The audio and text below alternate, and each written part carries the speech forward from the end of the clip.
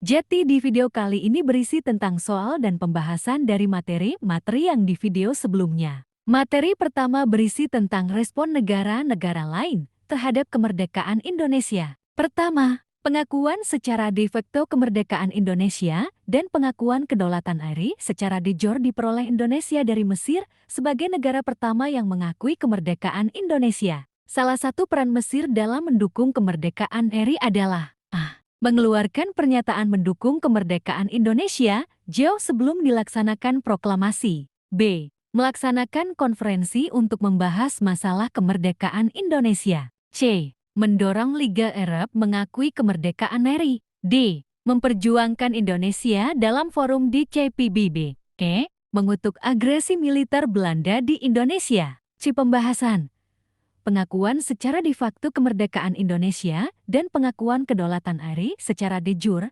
diperoleh Indonesia dari Mesir sebagai negara pertama yang mengakui kemerdekaan Indonesia. Salah satu peran Mesir dalam mendukung kemerdekaan RI. Kedua, negara Mesir adalah negara pertama yang secara de facto mengakui kemerdekaan Indonesia dan mengakui kedaulatan negara RI secara de jure. Hal ini ditandai dengan kedaulatan negara RI secara de jure. Hal ini ditandai dengan munculnya dukungan Liga Arab terhadap kemerdekaan Indonesia. B. Keluarnya pernyataan mendukung kemerdekaan Indonesia jauh sebelum dilaksanakan proklamasi. C. Menggagas satu konferensi untuk membahas masalah kemerdekaan Indonesia. D. Memperjuangkan Indonesia dalam forum di CPBB. E. Ditandatanganinya secara resmi perjanjian persahabatan antara Indonesia dan Mesir. Pembahasan. Negara Mesir adalah negara pertama yang secara de facto mengakui kemerdekaan Indonesia dan mengakui kedaulatan negara RI secara de jure. Hal ini ditandai dengan ditandatanganinya secara resmi perjanjian persahabatan antara Indonesia dan Mesir. Ketiga, dukungan Palestina terhadap kedaulatan Indonesia sudah disampaikan sebelum proklamasi kemerdekaan Indonesia saat tokoh-tokoh Palestina Muhammad Amin Al-Husseini mengucapkan selamat kepada bangsa Indonesia walaupun belum resmi merdeka melalui siaran radio berbahasa Arab di Berlin, Jerman. Momentum yang mendasari dukungan Palestina tersebut adalah penyerangan kota Hiroshima dan Nagasaki oleh Amerika Serikat pada bulan Agustus tahun 1945. B. Pembentukan PPKI pada tanggal 7 Agustus tahun 1945.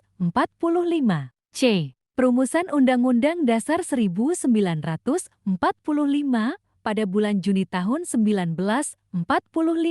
E. Pernyataan janji Koiso dari Perdana Menteri Koiso pada tanggal 7 September tahun 1944. B. Pembahasan.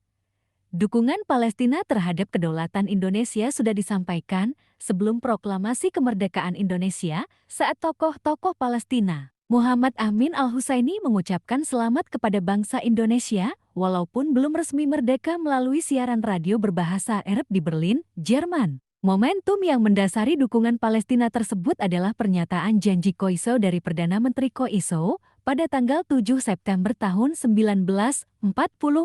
Keempat, salah satu negara yang sangat mendukung perjuangan Indonesia dalam mempertahankan kemerdekaan adalah negara Australia. Salah satu peran Australia dalam mendukung kemerdekaan Indonesia melakukan pemboikotan terhadap kapal-kapal Belanda yang memuat senjata untuk dibawa ke Indonesia sebagai salah bentuk dukungan dalam menentang Belanda. B. Menyampaikan hasil resolusi New Delhi kepada Perserikatan Bangsa-Bangsa yang membahas tentang agresi Belanda atas Republik Indonesia untuk segera dihentikan. C. Menekan Belanda agar bersedia menyelesaikan sengketanya dengan Indonesia secara damai. D. Mendukung Indonesia ketika Belanda melanggar resolusi DKPBB dengan menggunakan kekerasan untuk menindas aspirasi perjuangan bangsa Indonesia melalui agresi militer kedua. E. Menggalang dukungan Liga Arab dalam memperjuangkan kemerdekaan RI dan pengakuan kedaulatan sebagai satu negara. A. Pembahasan.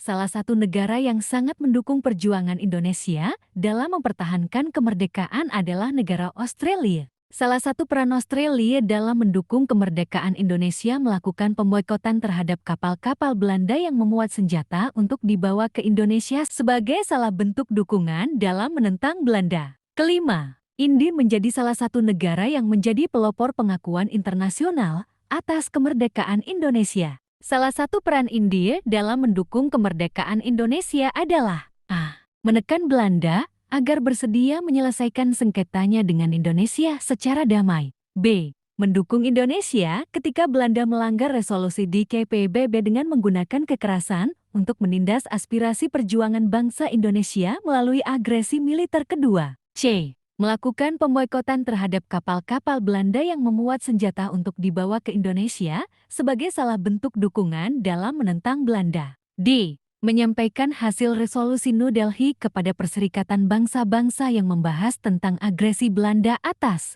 Republik Indonesia untuk segera dihentikan. Selanjutnya, materi kedua berisi tentang materi peran PBB dalam kemerdekaan Indonesia. Pertama, apa tujuan didirikannya PBB? Pembahasan. Sebagai organisasi internasional, tentu PBB dibuat dengan tujuan yang berguna untuk banyak negara. Latar belakang terbentuknya PBB yaitu untuk menjaga perdamaian antar negara karena dampak dari Perang Dunia II. Kedua, siapa saja yang menjadi pendiri organisasi PBB? Pembahasan. Dampak dari Perang Dunia Kedua membuat banyak negara membutuhkan perdamaian dan keamanan agar bisa hidup dengan nyaman. Hal itu membuat 3 negara, yaitu Amerika Serikat, Inggris, dan Uni Soviet untuk mencari jalan mendapatkan perdamaian dunia. Ketiga negara ini pun akhirnya menjadi pendiri dari PBB yang kini ada. Pendirian organisasi internasional ini pun diwakili oleh tokoh seperti Presiden Amerika sekitar Franklin Delano Roosevelt,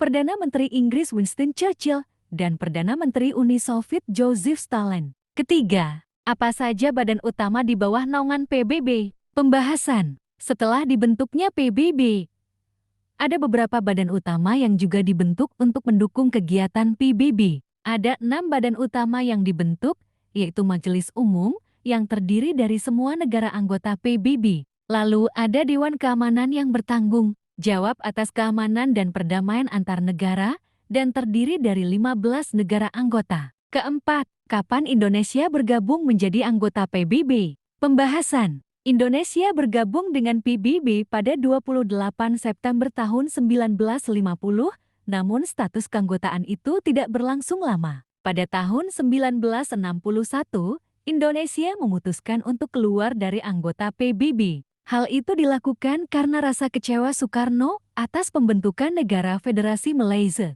Pernyataan keluar itu disampaikan pada 1 Januari tahun 1965. Tapi setelah kekuasaan di Indonesia diambil oleh Soeharto, pemerintah Indonesia mengajukan untuk kembali menjadi anggota PBB pada tahun 1966. Kelima, apa manfaat adanya organisasi PBB bagi Indonesia? Pembahasan. Dengan bergabung menjadi anggota PBB, Indonesia mendapat banyak manfaat, seperti adanya bantuan dari PBB dalam mengatasi pertikaian bersenjata dengan Belanda pada tahun 1945 hingga ke 1950. PBB juga berperan dalam keamanan dan perdamaian dengan membantu Indonesia dalam menyelesaikan masalah Irian Barat dan menyelesaikan pertikaian dengan Timur Timur. Dan yang terakhir ada materi tentang sejarah konferensi meja bundar. Pertama, konferensi meja bundar dilaksanakan di A. Leiden, B. Seattle, C. Jakarta, D. Bandung, E. Den Haag. Jawab G. Den Haag. Pembahasan. KMB dilaksanakan di Den Haag, Belanda pada 23 Agustus 2 November tahun 1949. Kedua, salah satu dampak ekonomi setelah dilaksanakannya KMB adalah A. Kerjasama dengan PBB harus diakhiri. B. Dihapusnya subsidi pangan dari Belanda. C. Dilakukannya blokade ekonomi oleh Belanda. D. Kas negara kosong sebab membiayai konferensi. E. Indonesia harus membayar utang kepada Belanda. Jawab I. Indonesia harus membayar utang kepada Belanda. Ketiga, masalah yang tersisa dalam konferensi meja bundar bagi Indonesia adalah A. Irian Barat. B. Belanda mengakui Indonesia sebagai negara dalam bentuk serika. C. Angkatan Perang Republik Indonesia dibentuk. D. Kerjasama Uni Indonesia Beland. E. Utang Belanda ditanggung oleh Indonesia. Jawab A. Irian Barat. Pembahasan. Irian Barat menjadi masalah yang tersisa setelah keambil lantaran hingga pada setahun setelahnya, tidak ada kepastian dari Belanda mengenai posisi Irian Barat. Keempat, jelaskan pengertian dari konferensi meja bundar. Pembahasan. Konferensi meja bundar adalah suatu pertemuan antara pihak Indonesia dan Belanda untuk menyelesaikan sengketa. Konferensi ini menjadi upaya diplomasi yang berhasil membebaskan Indonesia dari pihak Belanda. Kelima, jelaskan bagaimana konferensi meja bundar bisa terjadi. Pembahasan. Sebelumnya, Indonesia udah beberapa kali mengadakan diplomasi dengan pihak Belanda, seperti Perjanjian Linggarjati 1946, Perjanjian Renville 1948, dan Perjanjian Rumroyen 1949. Nah, konferensi meja bundar diadakan untuk melanjutkan Perjanjian Rumroyen dan upaya Indonesia untuk lepas dari Belanda. Sebelum KMB berlangsung di Den Haag, pihak Indonesia dan BFO Bijeenkomst Federal Overleg atau Komite Federal bentukan Belanda mengadakan perundingan inter-Indonesia. Demikian video soal beserta pembahasannya. Terima kasih sudah menyimak video ini.